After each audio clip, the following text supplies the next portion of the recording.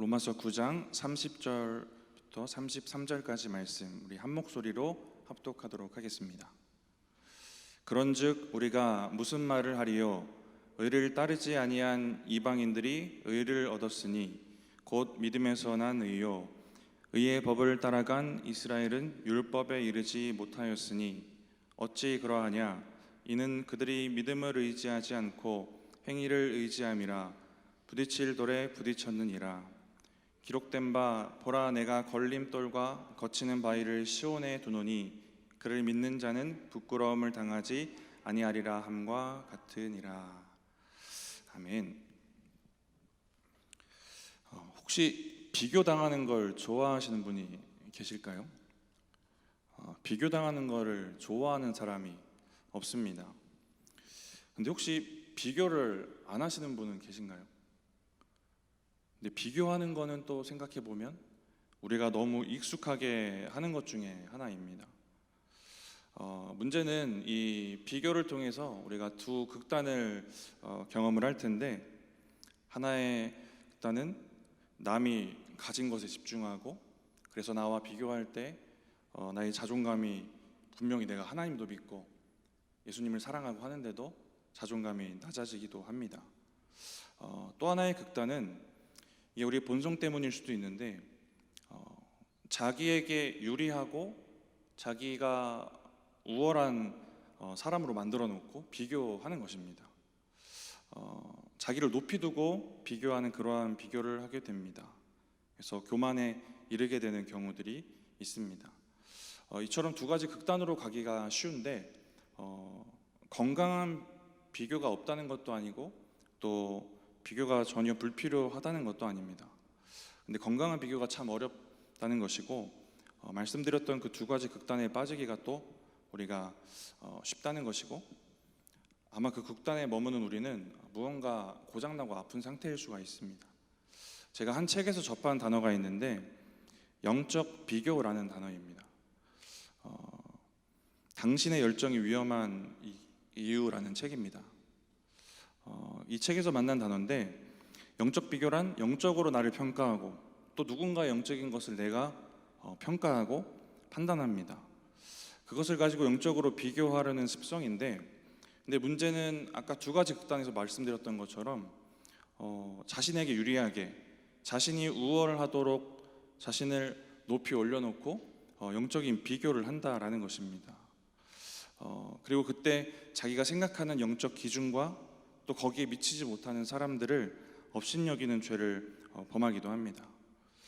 우리가 교회 안에서 누구를 만약에 흉본다고 생각을 해보면 흉보는 것도 결국 자기를 높은 위치에 두고 하는 비교일 수가 있습니다. 이렇게 나보다 연약한 믿음 가진 사람을 업신여기는 죄를 범하게 되는 것입니다. 근데 이 이야기를 왜 드리냐면, 로마 교회 안에도 유대인 신자들과 또 이방인 신자들이 함께 있었는데 이들은 서로에 대해서 불편했던 것 같아요.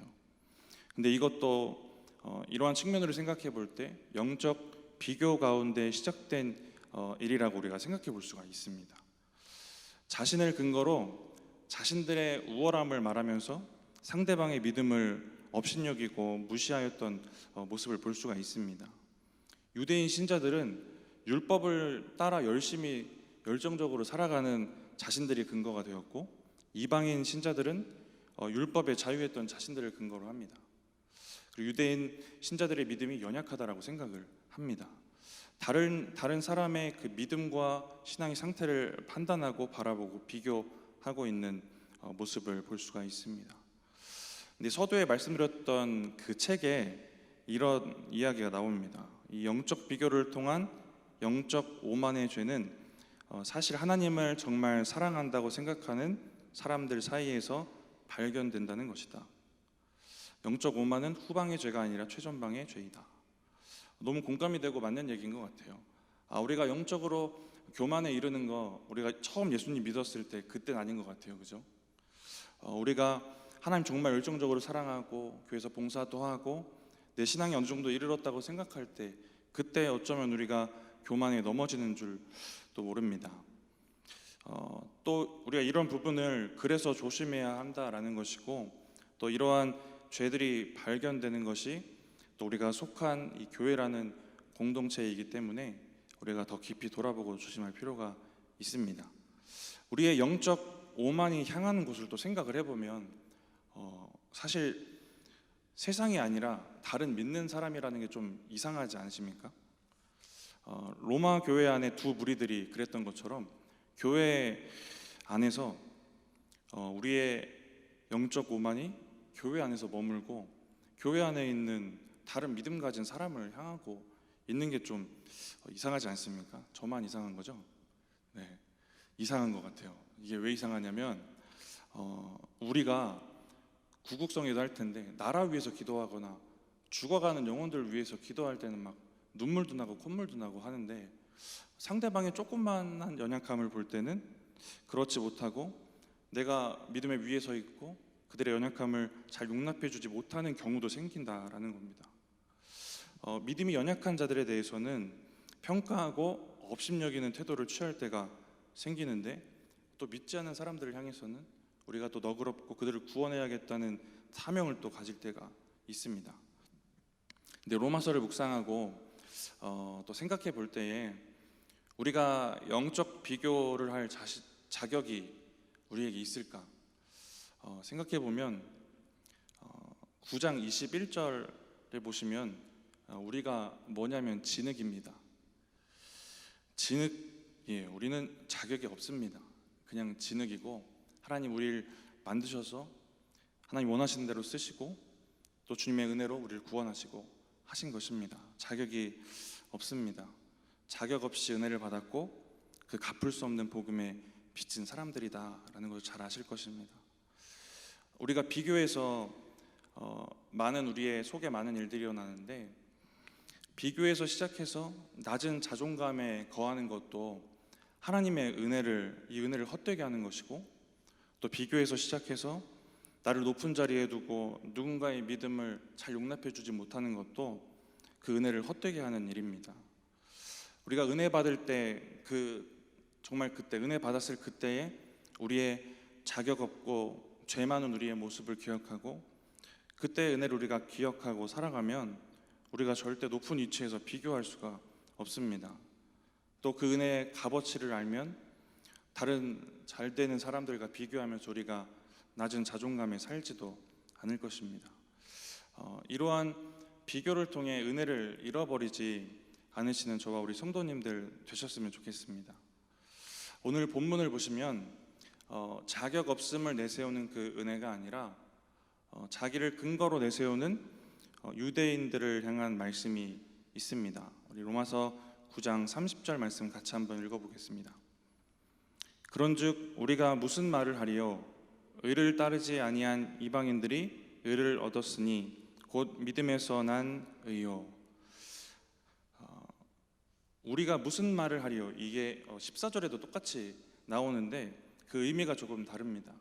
묵상을 쭉 해오시고 이 문맥과 스토리를 아시기 때문에 잘 아실 수 있을 것 같은데 14절은 하나님이 자신의 주권대로 택하시고 자신의 그 절대적인 주권으로 또 부르시는데 거기에 대해서 우리가 불의하다고 불공평하다고 할 수 있느냐, 그것에 대해 우리가 무슨 말을 할 수 있느냐라는 그러한 의문을 가질 만한 사람들, 그런 의문에 대한 의미가 있고 30절을 보시면 이런 의미로 쓰입니다.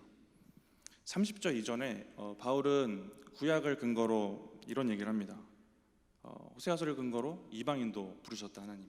그리고 또 수많은 이스라엘 중에 남은 자만이 구원을 얻는다. 모두 이 혈통으로 된 그 혈통을 가지고 모든 이스라엘이 구원받는 게 아니라 수많은 이스라엘 중에 남은 자만 구원을 얻는다라는 얘기를 합니다. 그렇게 이야기한 것에 대해 결론적으로 그래서 우리가 어떻게 말해야 하겠습니까? 라는 의미입니다. 그리고 이어지는 구절을 통해서 그 대답을 이어가고 있습니다. 이어지는 30절의 내용의 그 대답을 이어가는데 30절 중간부터 보시면 의를 따르지 아니한 이방인들이 의를 얻었으니 곧 믿음에서 난 의요. 구약을 통해 이야기를 했던 것처럼 이방인들은 믿음으로 의롭다 인정을 받습니다. 근데 여기서 의는 율법의 의예요. 근데 여기서 기억할 거는 이게 하나님과의 관계를 통해 생겨진 의다라는 것입니다. 근데 이 의를 알지도 못하고 또 이 율법의 의를 알지도 못하니까 그대로 살지도 못하고 따르지도 못했을 거고, 또 알고 모르고를 떠나 방탕하게 또 살았던 이 이방인들이 이 하나님의 의를 얻었다는 것 자체가 유대인들에게는 참 인정하기 힘든 불편한 이야기였을 것입니다. 이 의는 구원의 의입니다. 잘 아시는 것처럼. 근데 유대인들에게는 이게 참 불편한 얘기인데, 또 이방인들의 입장에서는 이게 너무 놀라운 은혜인 것은 이 의를 얻기 위해 한 것이 하나도 없습니다. 우리도 똑같죠. 이걸 얻기 위해 우리가 한 게 하나도 없어요. 이어지는 구절을 통해 보여지는 유대인들과 비교가 되는 모습입니다. 아무것도 하지 않았는데도 우리가 구원을 얻었다. 이방인들이 구원을 받았다. 하나님의 전적인 또 놀라운 갚을 수 없는 은혜다라는 것입니다. 이 유대인들이 말하는 것처럼 율법이 아니라 이방인들이 한 것은 그 은혜를 향해 믿음을 가지고 간 것 하나입니다. 30절 후반부를 다른 번역 성경에 이렇게 표현을 합니다. 이방인이 오히려 그 올바른 관계를 얻었습니다. 그것은 믿음으로써 이루어진 것입니다. 하나님과 올바른 관계를 가지게 하는 믿음이다라고 하고 있습니다. 하나님과 올바른 관계를 가지게 하는 이 믿음, 이것이 이방인도 그렇고 우리도 구원에 있어서 또 필요한 믿음이 되었습니다. 그리고 구원받아 살아가는 우리에게도 여전히 필요한 믿음이 될 것입니다. 죽으신 예수님께 나의 죄를 내어드리고 또 구원하신 하나님께 나의 주권을 내어드립니다. 그렇게 구원받고 그 믿음 가지고 또 살아가는 것입니다. 이처럼 하나님과 올바른 관계를 맺어주게 하는 그 믿음을 향해 가시는 저와 우리 성도님들 되셨으면 좋겠습니다. 이처럼 이방인들은 믿음에서 난 의를 얻게 됩니다. 근데 이어지는 이제 그 반대인 유대인들을 한번 보시면 율법을 지키려고 애를 쓰는데 율법에 이르지 못했다라고 31절에 나옵니다. 우리 같이 한번 읽어보겠습니다. 의의 법을 따라간 이스라엘은 율법에 이르지 못하였으니, 율법을 추구했지만 율법에 이르지 못했다. 왜 그러냐면 이거 불가능한 거기 때문에 그렇습니다. 율법이 부족해서가 아니라 우리의 연약함 때문에 율법을 온전히 이루는 것은 불가능한 것이기 때문에 그렇습니다.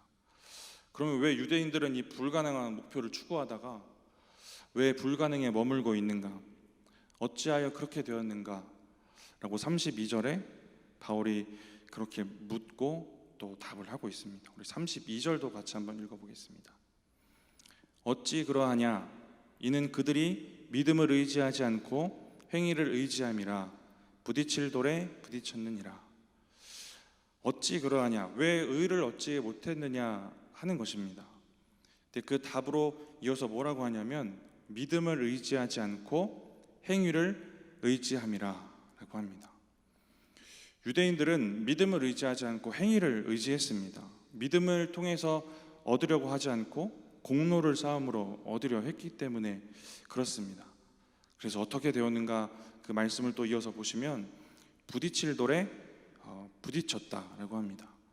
여기서 부딪힐 돌은 예수님입니다. 예수 그리스도입니다. 우리가 믿음을 의지하지 않을 때에 이 땅 살아가면서 믿음 의지 안 하면은 우리를 걸려 넘어지게 하는 것들이 참 많이 있습니다. 근데 이 유대인들에게는 예수 그리스도마저 예수를 통해 구원을 얻어야 되는데 예수 그리스도마저 부딪힐 돌이 됩니다. 이런 부분입니다. 유대인들에게 예수님을 통해 구원 얻는다, 이걸 인정하는 게 어떤 의미냐면 반대로 자기들이 추구해오던 그 율법을 통해 구원을 얻을 수 없다라는 것을 인정을 하는 겁니다. 그러니까 율법의 행위로 교만했던 유대인들에게 구원의 길이신 예수 그리스도가 걸림이 되고 부딪힐 돌이 되시는 것입니다. 유대인들은 율법을 통해 자기의 의와 공로로 구원을 이루려고 합니다. 그러니까 이런 겁니다. 그러니까 그 예수님이 구원의 길이신데 예수님이 계시면 자기의 의와 공로가 설 자리가 없어지는 겁니다. 예수님을 인정하면 자기의 의와 공로가 설 자리가 사라지는 거예요. 그래서 예수님이 걸림이 되는 겁니다. 근데 제가 이런 생각을 해봤습니다. 이 사람들은 구원을 얻지 못하는 사람들인데 구원받은 우리의 믿음에는 이런 모습이 없을까 하고 생각해 봤어요. 자기의 공로가 설 곳이 사라진다고 우리 주님 설 곳을 자기가 차지하는 이런 경우가 정말 없을까 하는 것을 또 생각하고 좀 돌아봤습니다. 예수님 계실 자리에 내 공로, 내 의가 서는 경우들이 있습니다. 우리도 예수님을 부딪힐 돌로 여기고 살 때가 있을 수가 있는 것입니다.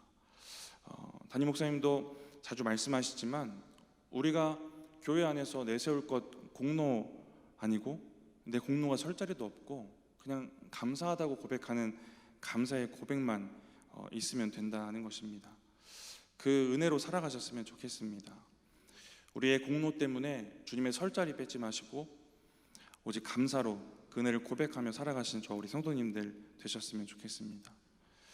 9장 전체에 중점적으로 얘기되는 건 구원에 있어서 하나님의 주권입니다. 근데 유대인들이 행위로 구원을 얻으려고 했다라는 것은 그 구원의 주권을 자기에게 두었다라는 겁니다. 그러니까 믿음으로 하려 하지 않고 행위로 하려는 그런 부분들이 우리에게도 있습니다. 근데 우리가 믿음으로 하지 않고 행위로 하려는 모든 것들을 좀 돌아보면 하나님의 설 자리를 우리가 빼앗고 있는 죄를 범하고 있는지도 모릅니다. 자격이 없지만 믿음으로 하나님께 가겠다. 이방인들은 그랬습니다. 근데 유대인들은 행위로 자격을 얻어서 그 자리에 내가 서고 말겠다입니다. 근본적으로 교만을 한번 생각해 보면 이것처럼 하나님의 자리에 우리가 서는 것이 교만입니다. 내가 하는 행위나 나의 높음이나 내 믿음의 잘남을 조금이라도 우리가 말하고 있다면 하나님의 주권과 하나님의 그 자리를 침범하고 또 하나님을 무시하는 죄를 범하고 있는 것이다라는 것입니다. 로마서를 묵상하면서 우리가 반복적으로 깨닫는 것은 은혜가 없으면 우리가 살 수 없구나. 누구나 어느 누구도 은혜가 필요하지 않은 사람이 없다라는 걸 깨닫습니다. 저와 여러분도 그렇고 이방인도 유대인도 은혜가 필요합니다. 근데 유대인들처럼 하나님의 자리에 서려 하면 하나님의 은혜가 있을 수가 없는 것입니다. 하나님께 우리의 자리를 내어주어야 그 은혜가 우리에게 임한다라는 것입니다. 하나님께 우리의 자리를 내어드리고 우리의 겸손도 내어드리고 우리의 공로도 다 내어드려서 허락하신 은혜를 누리시기 바랍니다. 구원에 있어서 중요한 개념 중 하나가 바로 이 주권 아닙니까? 우리의 주권을 내어드리는 것. 그래서 영적 기도하면 꼭 빠지지 않는 기도가 있잖아요. 내 마음에 들어오셔서 주인이 되어주세요라는 기도를 꼭 하게 됩니다.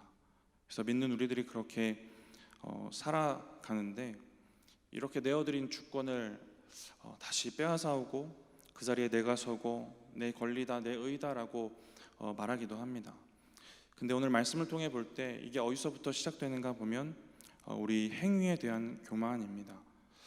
유대인들도 행위에 대한 교만으로 하나님의 주권을 자기 권리로 가져오게 됩니다.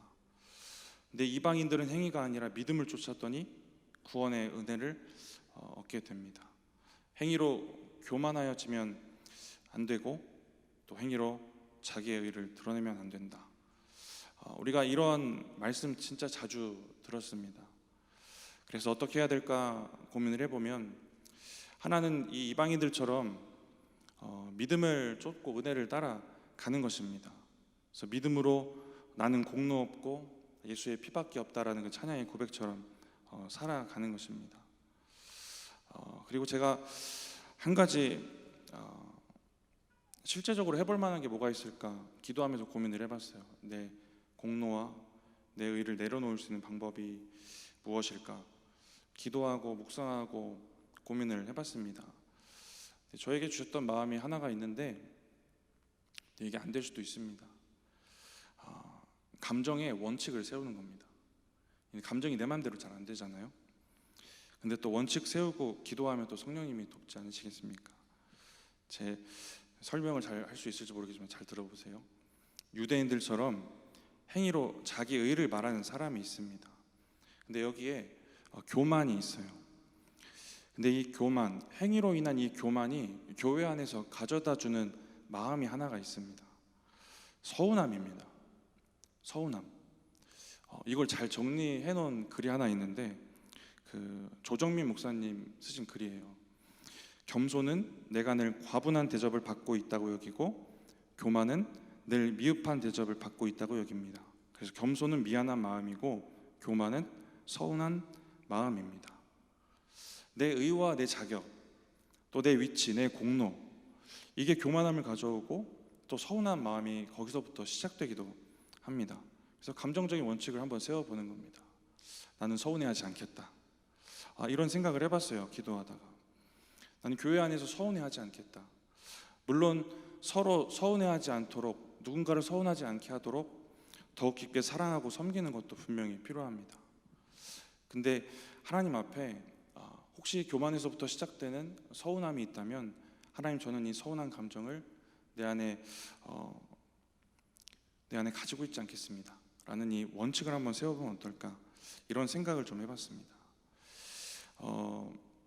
정리해보면 이런 말이에요. 유대인들처럼 행위로 자기 의를 말하는 교만이 우리 안에 생기지 않도록 해야 될 것인데, 그런 교만이 생긴다는 것은 내가 그만큼의 자격이 있다라고 생각이 드는 것입니다. 그래서 내가 이런 대접도 받고 이런 대우도 받고 내 위치가 이 정도이고 이만큼이고, 근데 이게 채워지지 않았을 때 교회 안에서 서운함을 가지게 된다라는 것입니다.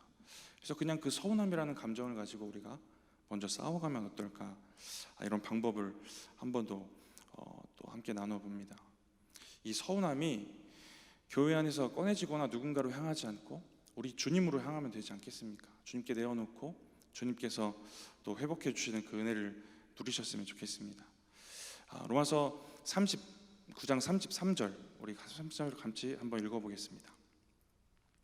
기록된 바 보라, 내가 걸림돌과 거치는 바위를 시온에 두노니 그를 믿는 자는 부끄러움을 당하지 아니하리라 함과 같으니라. 기록된 바, 다시 한번 바울이 구약을 인용을 하고 있습니다. 이사야서에 나오는 두 개의 구절을 합쳐서 인용한 내용인데, 여기에 돌은 예수 그리스도입니다. 아까 말씀드렸던 것처럼 예수님은 그런데 걸림이 되는 돌이 되시기도 하고 구원을 주시는 믿음의 반석의 돌이 되시기도 합니다. 그리고 그것을 결정짓는 게 우리의 믿음입니다. 이방인과 유대인들처럼 예수 그리스도라는 돌에 대해 우리가 두 가지 반응을 가질 수 있고 또 두 가지 결과를 맞이하게 됩니다. 또 이것에 대해서 우리가 쭉 나누었습니다. 근데 우리는 그 돌이신 예수님을 통해 구원을 얻은 33절에 그를 믿은 자, 이게 우리입니다. 그 돌을 믿어 구원을 얻은 우리가 바로 그 사람들입니다. 그러면 이제 마지막으로 결론적으로 나누면서 그런 우리가 어떻게 살아야 할까입니다. 근데 오늘 본문에 33절에 바울이 인용했던 이 똑같은 성경 구절을 베드로전서에도 인용이 되어지고 있습니다. 베드로전서 2장 6절부터 8절까지의 말씀입니다. 잘 아시는 말씀인데 우리 함께 같이 한번 읽어보고 여기서 한 가지 답을 찾고 우리의 결단으로 삼기를 원합니다. 우리 베드로전서 2장 6절부터 8절까지 말씀 우리 같이 한번 읽어보겠습니다. 성경에 기록되었으니 보라, 내가 택한 보배로운 모퉁이 돌을 시온에 두노니 그를 믿는 자는 부끄러움을 당하지 아니하리라 하셨으니, 그러므로 믿는 너희에게는 보배이나 믿지 아니하는 자에게는 건축자들이 버린 그 돌이 모퉁이의 머릿돌이 되고 또한 부딪히는 돌과 걸려 넘어지게 하는 바위가 되었다 하였느니라. 그들이 말씀을 순종하지 아니하므로 넘어지나니 이는 그들을 이렇게 정하신 것이라. 아멘. 바울이 인용했던 것처럼 동일한 얘기를 합니다. 믿는 자들은 부끄러움을 당하지 않는다. 내가 믿는 게 헛된 게 아니다라는 그 이야기를 하고 있습니다. 또 순종하지 않는 자에게는 로마서 오늘 본문처럼 부딪힘이 되고 걸림이 되는 그러한 돌이 되어서 넘어지게 하는 그러한 돌이 된다라고 이야기를 동일하게 하고 있습니다. 또 우리의 결단은 베드로전서 2장 9절 우리 한 절 더 읽고 이게 우리의 결단이 되었으면 좋겠습니다. 같이 한번 읽어보겠습니다. 그러나 너희는 택하신 족속이요 왕 같은 제사장들이요 거룩한 나라요 그의 소유가 된 백성이니 이는 너희를 어두운 데서 불러내어 그의 기이한 빛에 들어가게 하시니에 아름다운 덕을 선포하게 하려 하심이라. 아멘. 베드로는 9장에 이르러서 잘 아시는 말씀으로 왕 같은 제사장의 삶을 살라고 이야기를 하고 있습니다. 우리가 얼마 전에 주일 설교를 통해 들었던 내용입니다. 우리가 구별되어 살아야 할 것이고 또 제사장의 사명처럼 또 누군가를 주님께로 인도하고 주님과 화해케 하는 이 사명도 감당해야 할 것입니다. 그렇게 이 제사장의 삶을 또 그 책임을 잘 감당하여 내시는 저와 우리 성도님들 되셨으면 좋겠습니다. 말씀 마치면서 교회 안에서는 또 유대인 신자처럼 행위에 매이지 않으시고 또 이방인 신자처럼 믿음이 좋다고 연약한 자들을 업신여기지 또 않으시고 겸손하게 믿음을 쫓아 살아가시기 바랍니다. 우리의 행위로 주님의 자리 뺏지 않으시고 또 허락하신 구원의 이 믿음을 가지고 왕 같은 제사장의 이 삶을 잘 살아내시는 저와 우리 성도님들 되시기 바랍니다.